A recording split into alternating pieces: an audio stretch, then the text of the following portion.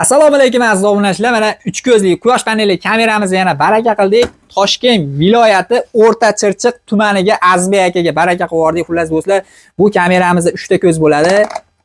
Chap tomon, o'ng tomonga burib qo'yasizlar, pastdagi o'zi odamni kuylab yurib, videoga olaveradi do'stlar, rasmga ham olib telefonlarga jo'natib turaveradi. Kattagina LED chiroqlar bor mana o'rtalarida. Odam kelganda o'zi sharpaga tarsatib yonadi do'stlar. Bitta sim karta bilan ishlaydi. Ichida batareykasi ham bor. Dunyoni istalgan joydan turib boshqaraverasizlar. Rossiyada bo'lasizlar, Amerikada bo'lasizlar, Xitoyda bo'lasizlar, Turkiya farqi yo'q, Polshada bo'lasizlar, Yevropada bo'lsalar ham uylarini bemalol ko'rib turaverasizlar. Orqasida kattagina kannaylari ham bor. Bemalol zvukovoyda gaplashsalar ham bo'ladi, mikrofoni ham bor. Endi buni quyosh panelli bo'ladi. Quyosh paneli.